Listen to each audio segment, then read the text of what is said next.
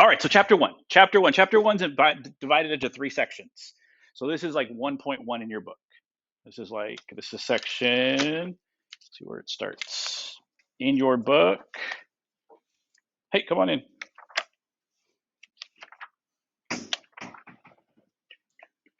Thanks. So like chapter 2, page 2. So that's where we start. So the section, it's broken up into 1.1, 1.2, 1.3, stuff like that. Okay, so we're going to start with 1.1 in your book. Okay, so exploring data. Exploring data, that's where we're going to start. Okay, so a couple definitions here. Actually, more than a couple definitions here.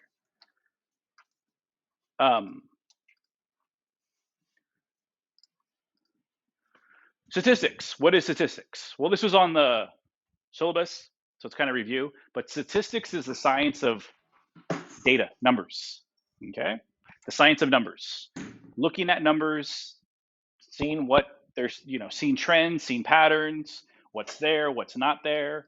Okay, a couple definitions here. Individuals. Individuals could be a person, could be an object, could be an animal described by a set of data. Okay, so it's not so when I say individual, it's not necessarily a person, but it's one thing, one person, one animal, one thing. Okay, distribution. You're going to see this word distribution. You're going to see it almost more than any other word we see this whole year because you see it a lot. So what is it? Distribution. So a distribution is a lot of individuals. When you look at a lot of individuals together to compare them, that's a distribution. Okay, so it tells us what values a variable takes and how often it takes those values. So if I was looking at one student's grade, let's say we took a test. If I looked at one student's grade, that's individual. If I looked at all of your grades together, that's a distribution. Okay, so what I do is after every test, after every quiz, I look at all your grades together because I don't pick just one person. Because let's say one person got 100%. Does that tell me anything about everybody else? No, right? I look at other things. I look at things like average. What was the average score, right? Because that depends on everybody. So I look at the distribution to see who scored high, who scored low. Were there a lot of students that scored high? Were there a lot of students that scored low? Did most of the students score in the middle? Where was it at? Because that tells me things. If most of the students scored on the high side, either you guys were prepared or it was too easy. If most of the students scored on the low side, it was too hard, you didn't prepare, or maybe there was stuff on there that I shouldn't have put because we didn't go over it well enough. Okay, so that tells me a lot of stuff. Variable, you're gonna see the word variable a lot too. Any characteristic of an individual. Okay, there are two types of variables. One is categorical, fits into a category, right? Places an individual into one of several groups or categories. You guys are in category. You guys, categorical variables for you guys, grade, 9th grade, 10th grade, 11th grade, 12th grade, right? Most of you guys are 11th and 12th, or all of you guys are 11th and 12th graders. That's your category, okay? There's lots of categories out there. Gender is a category. Whether you're what elementary school you went to, right? You guys went to different elementary schools. That's your category, okay? That's categorical data. Anytime we have categorical data and we want to graph those, bar or pie charts. Bar graph or pie charts, okay? The other one is quantitative, takes a numerical value, okay? Test scores, GPAs, shoe size, anything that's a number fits into quantitative. Okay, fits into quantitative. Takes numerical values for which it makes sense to find an average. Anytime you can find an average, that's a quantitative, right? If I was finding gender, I went around school and asked gender, make a chart of genders. Could I find the average gender? You can't really find the average gender, right? Because gender isn't a number, right? If I wanted to go and ask everybody, okay, so you're in ninth grade, okay? You're in 10th grade, you're in 11th grade, you're in 12th grade, made a list. I couldn't find the average grade, right? I know how many people were in ninth grade, how many people in 10th grade, 11th grade, 12th grade, but I couldn't find the average grade. That's why it's a category, okay? But I could find the average score on the first test. When you take the test, I could find the average score, right? I do that a lot to see where it is. If the average is a B or an A, that means you guys did really good. If it's a C, that means you guys did pretty good. If it's a D or F, I know something went wrong and I got to investigate further. Okay. So if it's quantitative, what kind of graphs do we show for quantitative? Dot plots, histograms, stem and leaf plots, box plots. We're going to go over all of these. So if you're not sure, you're like, I'm not really sure what a histogram is, what a box plot is. Don't worry, we'll talk about that. Okay. But these are the types of graphs. Okay. Because question on a test, I've seen this question on a test. They'll say, you took the heights, you measured the heights of 20 people in your class. You want to show the data. How do you show the data? A, pie chart. B, bar graph. C, histogram. D, all of the above. Well, heights are quantitative. So the only way to do it would be one of these guys. We wouldn't use a bar graph or a pie chart. Right here, Jordan, I think you're sitting over here. Okay. We're just on the first page, that first page. All right. Okay. How to explore data. We examine each variable by itself, then study relationships among the variables. Okay?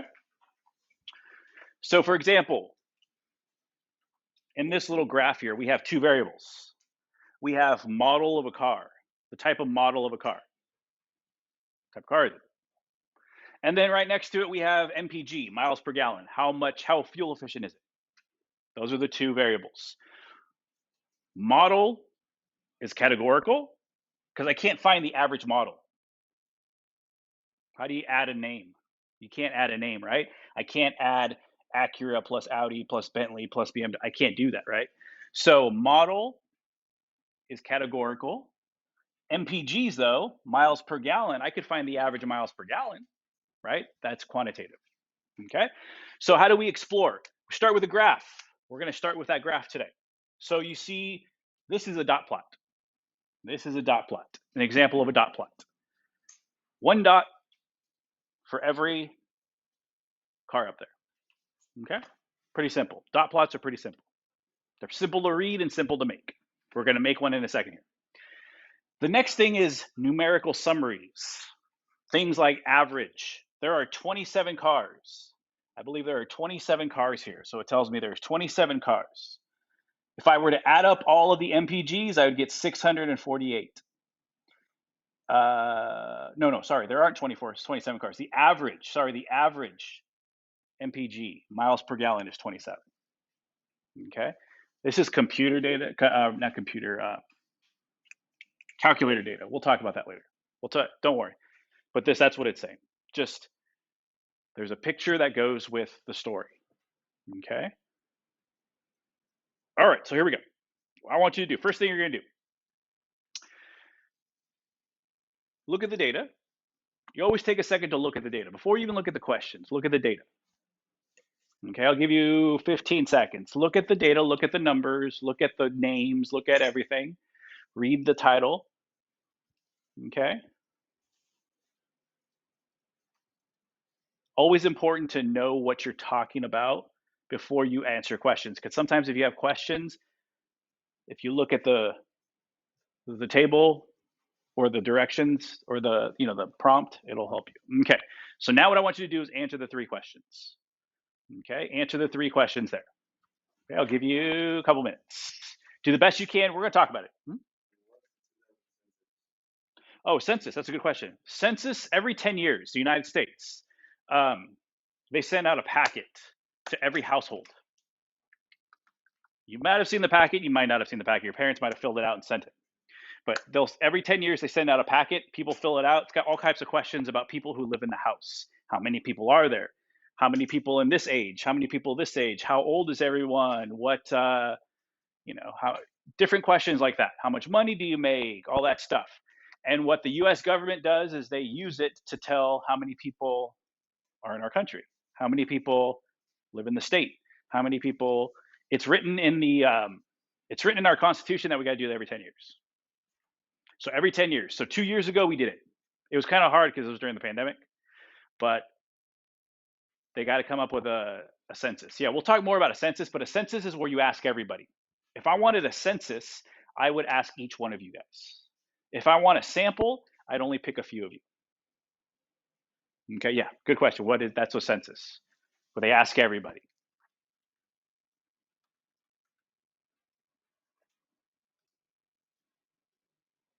Okay, alrighty. So let's start with the first one. Who are the individuals in this data set? So the table represents a data set. Well, first of all, before who, how many individuals are there? 10, right? It says at the top, there are 10 individuals, right? Who are these people? U.S. residents. There you go, right? It says it right there. Randomly selected U.S. residents. Okay? These are people who, they are randomly selected. So if they were randomly selected, no one chose them. There was a method of randomness that they were selected, and they live in the U.S. Okay? So U.S.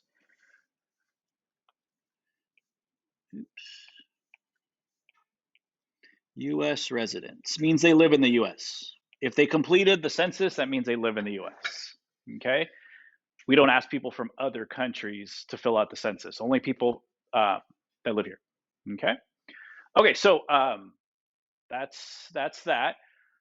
What variables are measured? What's one example of a variable? Age is one, right? Age. They got the ages of each one of these 10 people, right? Age is one. Good. Let's put age. Okay. What's another variable? Travel time to work. Travel time to work. How long it takes them to get to work. Should have put travel time, but travel to work. What's another one? Gender.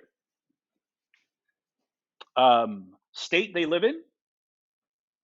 Number of family members they have that live with them. Marital status. Total income. What is income? The amount you earn for, yeah. How much money you take in. Okay. How much money you make from whatever occupation you have. Okay. So those are all of them. So now let's go through each of them and see, is it categorical or is it quantitative? Okay, so state. State, is that categorical or is that quantitative? Categorical, yeah. We can't find the average state, right? I can't add up all of the states and get an average state. So that means it has to be categorical. So yeah, state is categorical. You fit into one of categories. Number of family members, that's quantitative because I can add those all up and get a number. I can add up all of these numbers and divide by 10 and figure out what was the average number, okay? Age. Age is quantitative as well, same thing. Gender, categorical, right? Can't add them up. Marital status, categorical. Total income, quantitative. Time to work, quantitative. Good. Okay, good. Last one, what units? In which units were the quantitative? So they're only asking us for quantitative. So the ones we said quantitative. What does that mean when it says in what units? Close. Exactly, measurement, right? Years is one measurement, right? Miles is one measurement. Feet is one measurement. Measurements, right? So first categorical one was number of family members, right? That's the first one we said, number of family members. What units are those in? People. People. Yeah, they're in people. 2 people, 6 people, 2 people, 4 people, right? Age. We measure age in Years, unless you're a baby. We usually measure an age, right? After about 2 years old, then you start saying you're 2, 3, 4 years old. You know, when you're a baby, it's like 15 months, right? I have a nephew, he's 13 months old, just turned a year old, but we say 13 months. But once you turn about 2, then we say, okay, now you got to be, now you're doing years. Okay? Total income. Total income. What unit goes with all of those numbers? Dollars. United States, so dollars. What's that? Categorical? Or sorry, quantitative? Quantitative.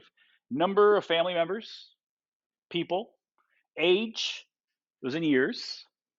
And then the last one we just did was income. So the last one, travel time to work. Travel time to work.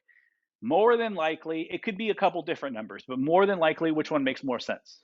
Minutes. Yeah, minutes. It could be seconds, it could be hours, but those don't really make any sense, right? Those don't really make sense into the problem. So, okay. All right. All right. Okay, next one. Next one. So now they tell us this is categorical data. This is categorical data. Sometimes they will, sometimes you have to figure it out for yourself. Okay, so these are actual, like these numbers. That's the thing about this class.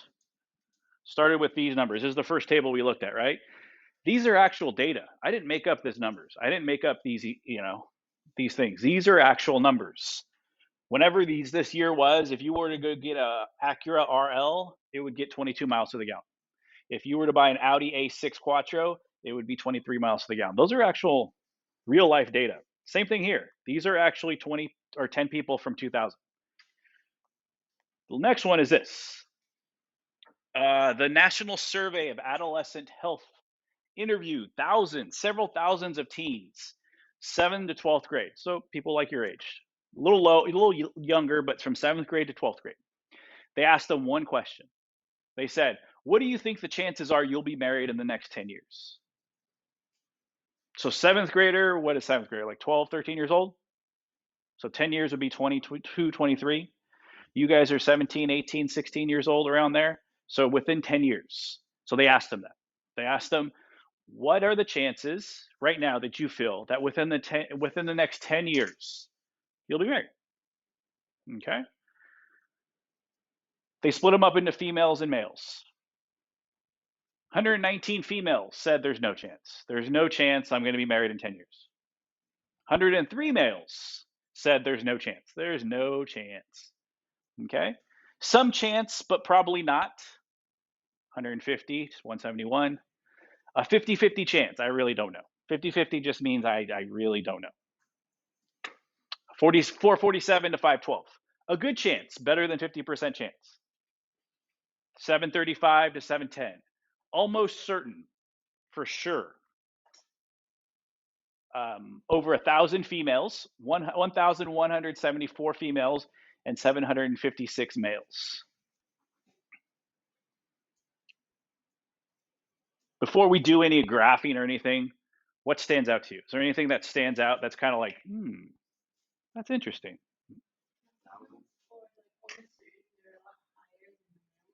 Say it again. For which one? Almost certain. Yeah, that's the one that usually jumps out at people, is when they see it, this is the number that jumps out at them right here. Here's my question. Is that a lot? Is that a lot? It jumps out because it's over 1,000, right? The biggest number is in the 700s besides that. So my question is that a lot? Is that a lot of females or people or whoever? Is that a lot? How do we decide if something's a lot? We got to compare, right? If I had someone who walked in here and said, I make this much money. This is how much money I make a year. How would we know if that's a lot, that's a little, or that's kind of in the middle? We need to compare it to everyone else, right? Doctors make a lot of money. If you're a doctor, you make a lot of money. How do we know they make a lot of money? Because we compare it to everyone else who has a job, right? So you got to compare it to everything else. Okay. So to do that, we're going to need to find some totals. Okay. So this is the first thing we need to do. I need you to find the total number of females they asked. I need you to find the total number of males that they asked. I need you to find the total number of people who said almost no chance. The total number of people that said, yeah, some chance, but probably not. The total number of 50-50, the total number of good chance, the total number of almost certain. Okay, so what you're going to do is you're going to create a row, a new row here on the bottom, and a new row on the side for totals. Okay, use your calculator on your phone if you need to. That's fine. We're not doing any fancy math. We're just adding up, right? So work smarter, not harder. So if you're working around people, don't do the same adding. You add this, I'll add this, and then you show your answers. Okay.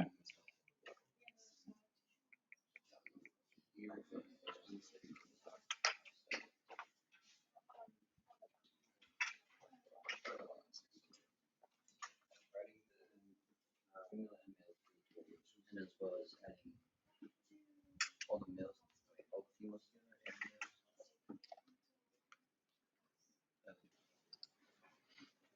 together. Okay, so now we have something to go with. So if I told you, are there a lot of females who are almost certain they're going to get married? You could say yes. How would you back that up though? Because remember, this class, how you can, what evidence is there to show it's yes is true?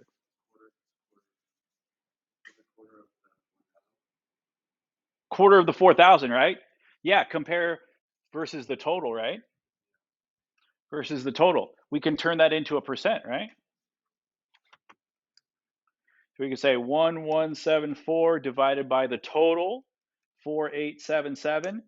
That's about a quarter, right? It's about 25%. It's a little under 25%. That's a good way of answering it. A little under 25% of all of the students are females who are almost certain. All right. There are 1, 2, 3, 4, 5, 6, 7, 8, 9, 10 cells. Right. So if they were all equal, it would be 1/10 each. But this one took up more than that. So yeah, that's one way of saying it. Another way of saying it would be to compare what percent of females are almost certain. So what percent of females are almost certain? So 1174 divided by 2625, 45%. 45, almost half. Almost half of the females they asked said almost certain. That's a lot. Okay? That's how you back up. That's how, when you answer yes or no, when you answer a question, anytime you answer a question, you should always give a reason why. Why is that? So if someone said, is that a lot? Yeah, because almost half of the women, almost half of the females they asked said almost certain. Almost 25% of the total were female and said almost certain. Okay? Those are ways to say it. So those are ways. Change it to a percent, right? Because a lot of times people say that's a lot. Well, how do you know that's a lot? You got to compare it. Give a reason. Okay? All right, so now last thing we'll do today. Last thing we'll do is finish this. Make a graph. So what type of data is this? What type of data do we say this is? Categorical, quantitative?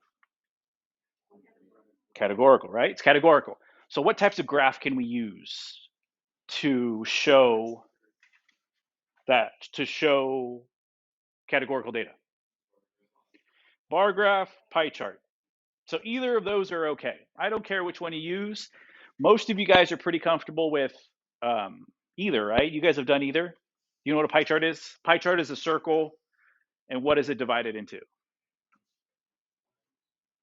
Sections, right? How do we determine what section is how big? Percentages, right? Percentages. Like, so we said 1,174 out of 2,625. That's about 45%. So it would get 45% of the pie. Okay, that's how you do it. Most of the time, though, probably we would use, like I said, either one's okay. I would give you full credit for either one. So if this question is on a test or a quiz or a homework and you did a pie chart, great. As long as you did it correctly, as long as the percents are correct, I'd give you full credit. If you used a bar graph, that's okay too. They're both okay. It didn't specify as to which one. Okay. So the one I'm going to use is a bar graph because you guys are used to seeing bar graphs. You guys have seen more bar graphs probably than pie charts. So we want to compare. So how would we do a pie? How would we do a bar graph? What kind of bar graph? Not what kind of bar graph. How would the bar graph look? Because we said make a graph to display the above marginal distribution. Distribution is the collection of people. Okay, individual is just one to describe what we see. So there's a couple different ways we can do it. We can do a bar graph for each one of these. We can do 5 bar graphs. Almost no chance, some chance, 50-50, good chance, almost certain. And we could do 1 bar for females and 1 bar for males. Okay. Another way to do it is do a bar graph, 1 for females, right? 1 for females, each one. So we'd have 5 bars going up. And then separate one, we'd have 5 bars going up for males, right? So it depends on what you want to do. Do you want to compare females versus males? Or do you want to compare just the categories? It doesn't matter which one. It doesn't matter. We'll compare, we'll do the first one that I said. So for example, the first one I'm going to do is almost no chance.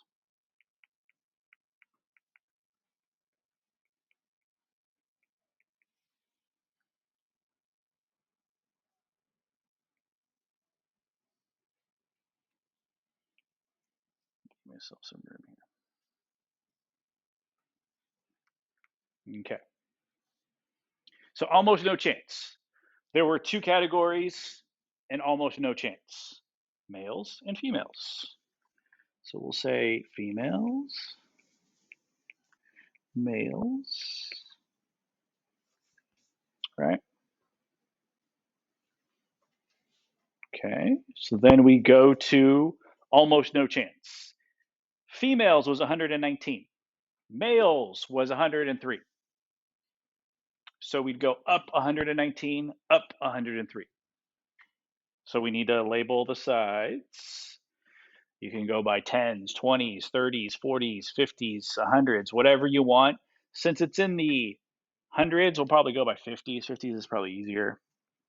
So 50, 100, 150.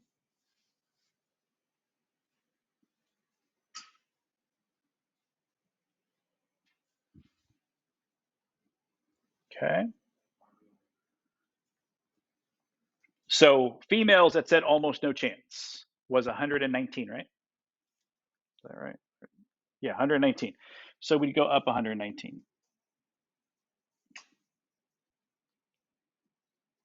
That's that bar. Males, a little bit less, 103. So just above 100.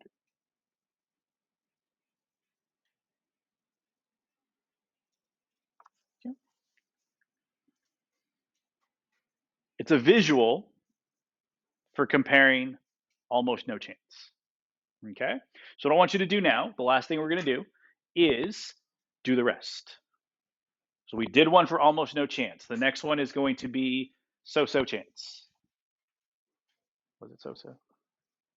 Some chance.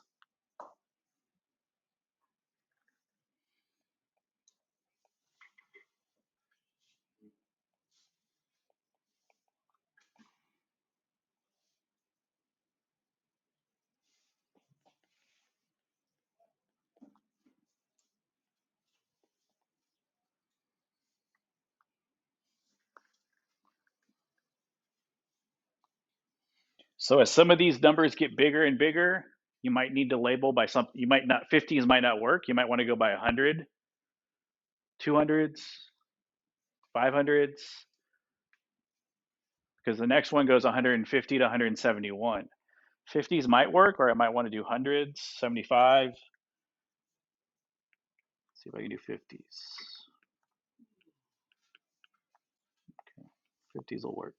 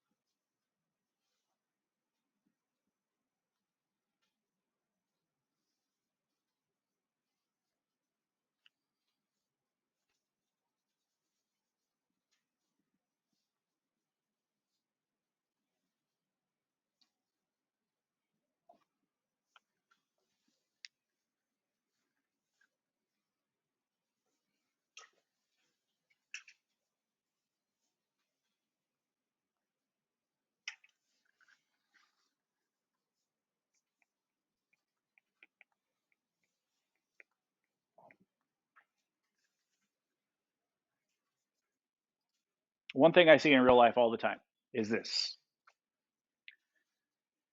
So look at the blue down at the bottom. My almost certain. I didn't do all of them. I just did 3 of them. Almost certain, my blue bar. And then look at my some chance bar and my almost no chance bar. Now, some people will say almost certain is the lowest blue, is the least amount of blue. Almost certain out of those 3, there's less almost certain males in that category. Is that true? No, it's the opposite, right? It's the opposite. What are they doing there? Why is one bar, why is the blue bar on the bottom lower than the other 2 blue bars?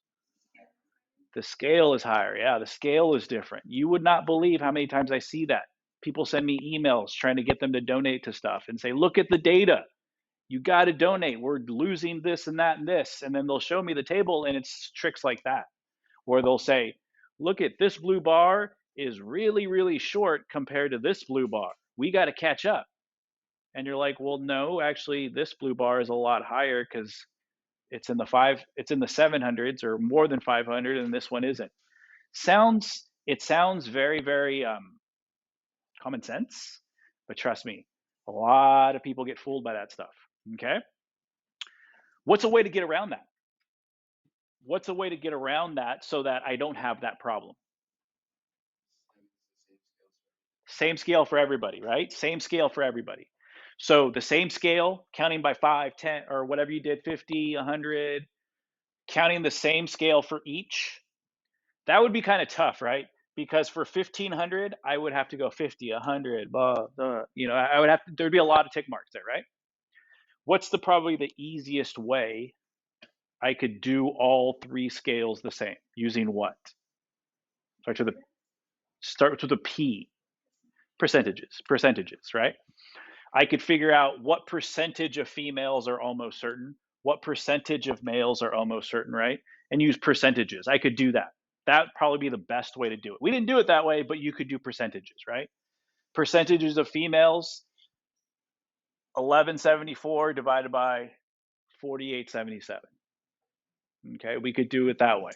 Okay, because sometimes, like I said, that'll lead to confusion. That'll lead to confusion. Okay, all right, so we're going to stop there today.